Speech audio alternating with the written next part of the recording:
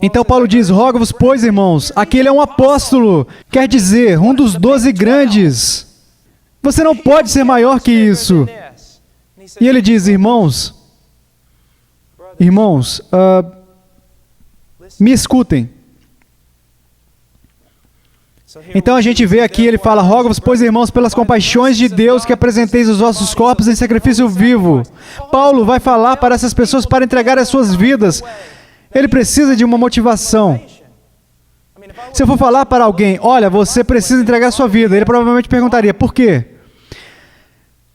E Paulo diz aqui, pelas compaixões de Deus, por causa das compaixões, misericórdias de Deus, demonstradas a você em Jesus Cristo, entregue a sua vida.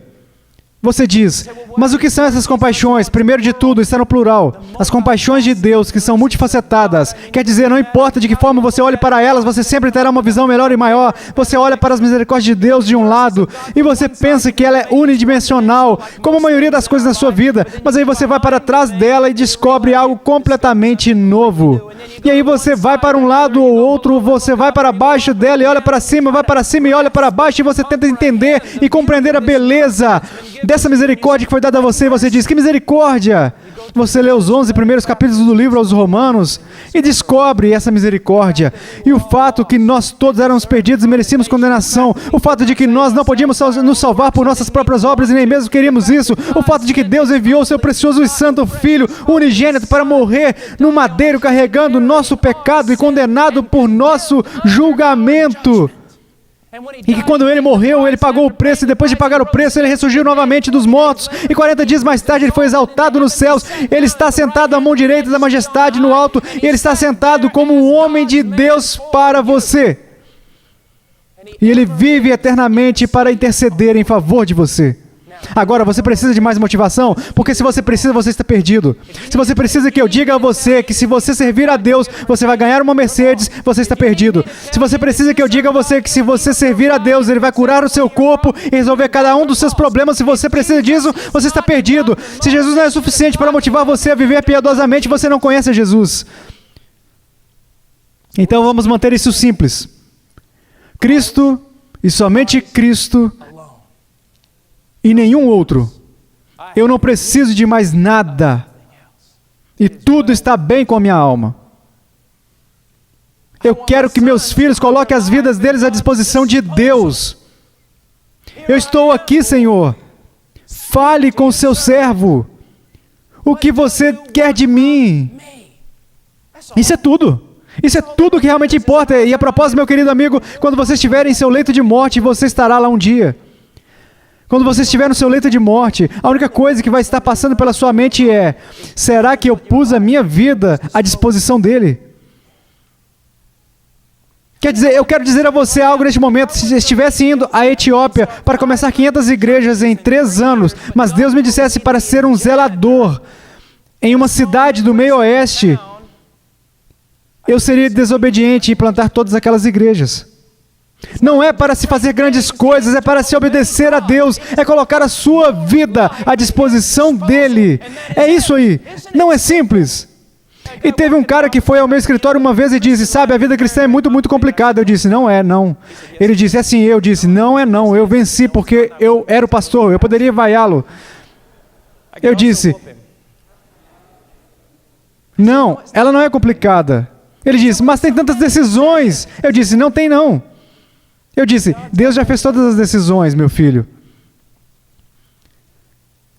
Agora você tem o mesmo problema que eu. Você tem que obedecer ou não. Você vai colocar a sua vida nisso ou não.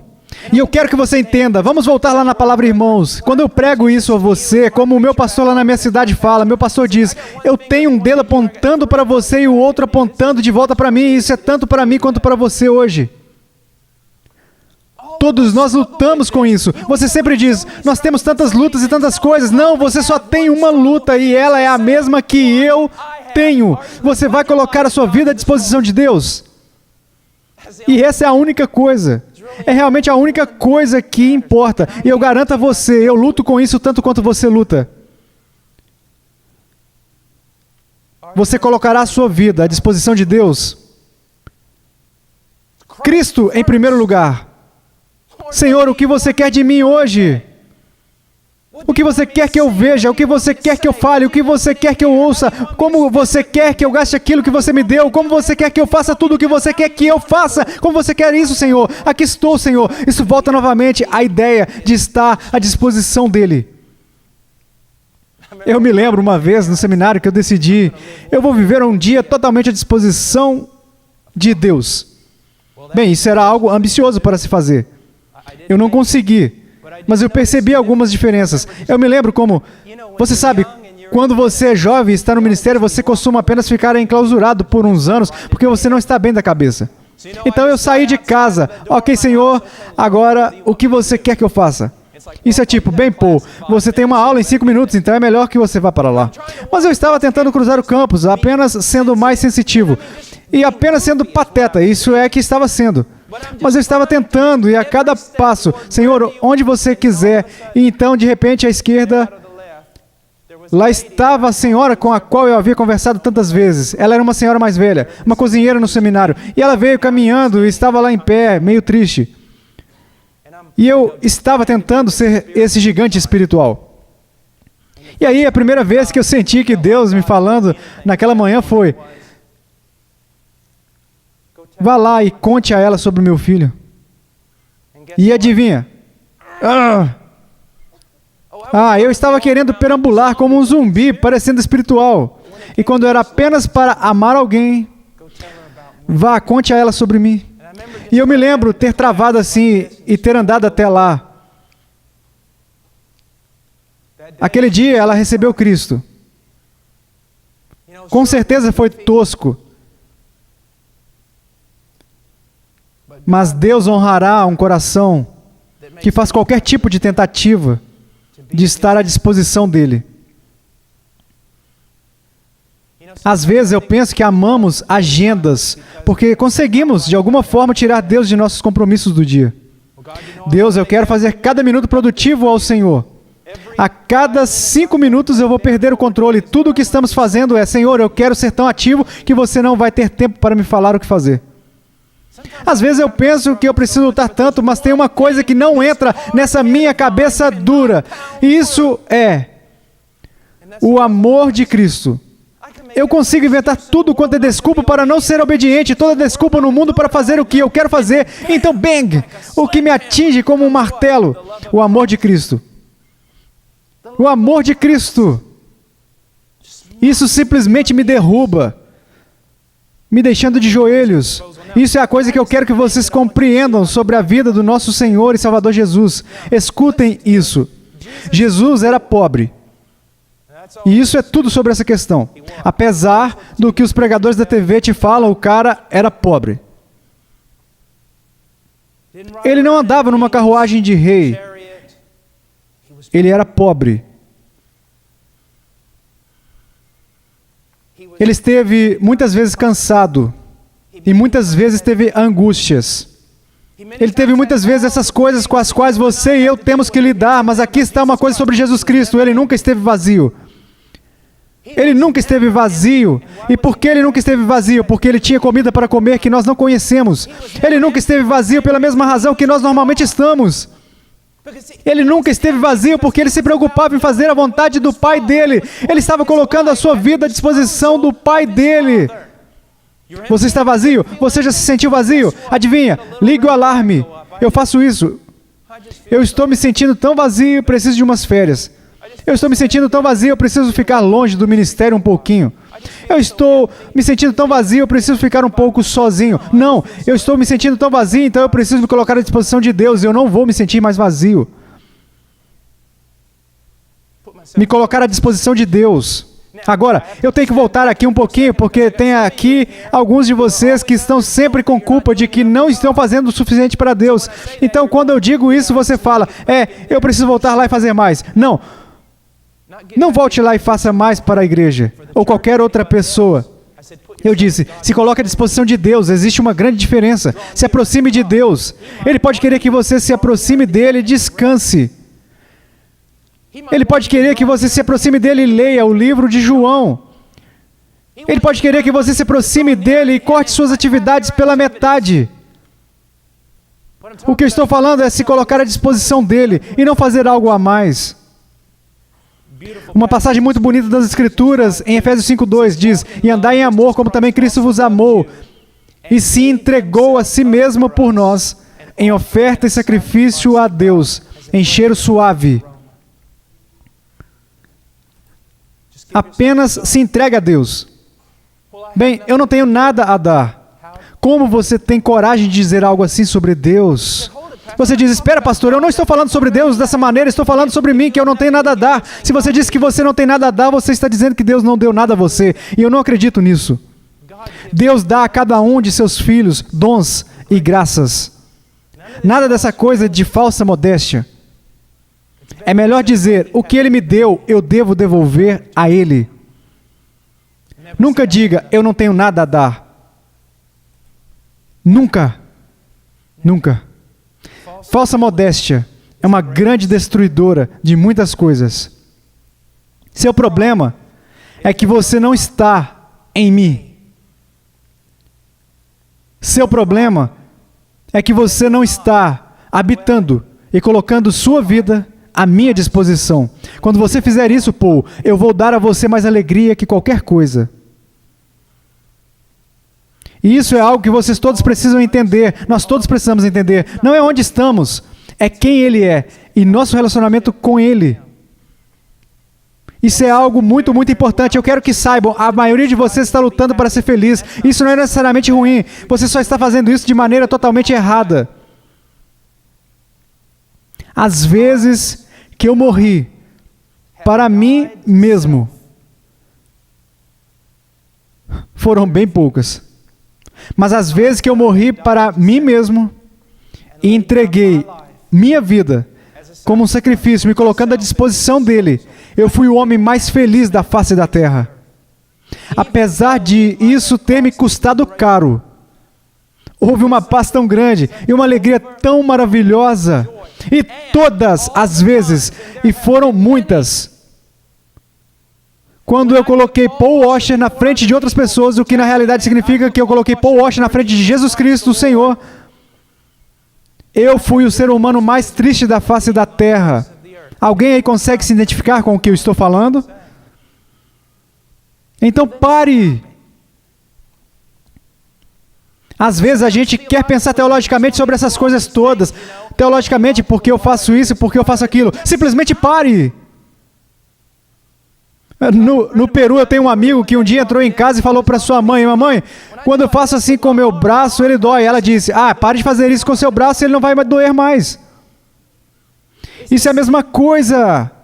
Aqueles de vocês que são verdadeiramente cristãos, vocês sabem às vezes que vocês se renderam a Cristo. Vocês sabem às vezes que vocês puseram Cristo na frente de tudo. Quando você apresentou a sua vida a Ele como um sacrifício, você sabe a alegria que isso dá. E você sabe também a tristeza de fazer o oposto. O ponto sobre isso é morrer.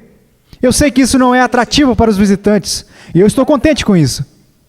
Morra para si mesmo.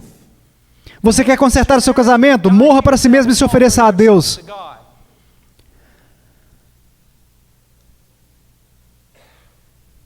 Você quer uma solução para tudo? Mas o que você não consegue resolver é: morra para si mesmo. Porque aquele que quiser salvar a sua vida, perdê-la-á. Na verdade vos digo que se o grão de trigo caindo na terra não morrer, fica ele só, mas se morrer, dá muito fruto. É tudo sobre Jesus Cristo ser o primeiro, e o segundo, e o terceiro, e o quarto, e o quinto. O que eu estou dizendo é: não coloque Jesus em primeiro, Jesus é tudo. Ele não é só o primeiro no ranking, Ele é tudo, absolutamente tudo. Ele é tudo. Entregue a sua vida. Eu estava com a Charo há muitos anos no Peru e ela sempre foi uma pessoa muito, muito sábia. E depois de dar umas 4 ou 5 aulas, algumas meninas romenas, eu estava na Romênia, algumas meninas romenas vieram até ela e disseram: nós não precisamos de ouvir nada mais que você tem para dizer. Charo disse: por quê? Elas disseram: porque você fala a mesma coisa todas as vezes. Charo disse: é É simples assim. Leia a palavra de Deus. Procure submeter a sua vida a Ele. Ore por poder. Entregue a sua vida. Viva para os outros, não para você. Morra para si mesmo, para você ter vida. Para que você tenha vida. Morra para si mesmo, para que você tenha vida. É nisso que tudo se resume. Eu nunca dei nada que eu tenha me arrependido depois. Eu guardei coisas e me arrependi. Eu nunca aconteceu de me autossacrificar, que olhar para trás agora e dizer, eu queria não ter feito isso, mas eu fui egoísta tantas vezes e eu disse, eu queria não ter feito isso. É o que Jesus disse, morra e dê a sua vida para Ele. Morra. Morra. Devemos ser teologicamente corretos? Sim, devemos. Devemos fazer outras coisas? Sim, devemos. Será que se importa se nós não fizermos a primeira coisa? Não. Morrer para nós mesmos. Entregar a nossa vida. Não autopromoção, mas autorrebaixamento. Para que Cristo seja promovido. Ele deve crescer. Eu devo diminuir. E, como ele foi alegre, aquele João Batista. Hoje à noite nós falaremos sobre oferecer seu corpo, porque ele disse corpo, por muitas razões importantes. Ele não disse dê teu coração, ele disse dê teu corpo. E nós falaremos sobre isso hoje à noite. Se você está aqui esta manhã, o que eu posso falar para você?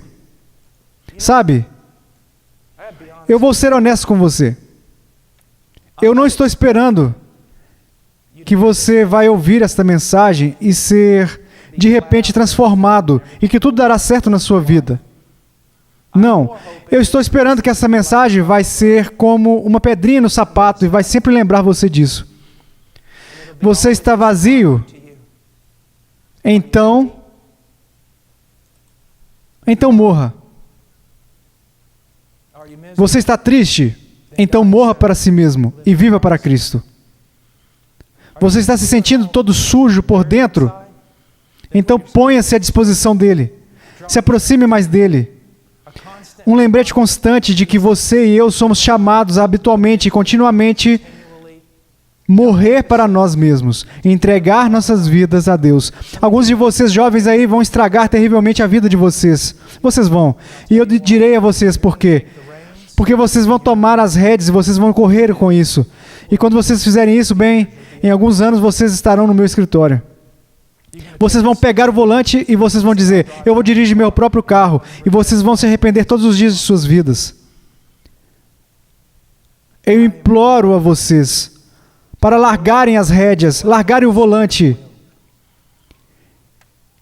e se submeterem à soberania de Cristo. Não à soberania deste pregador, por causa deste pregador.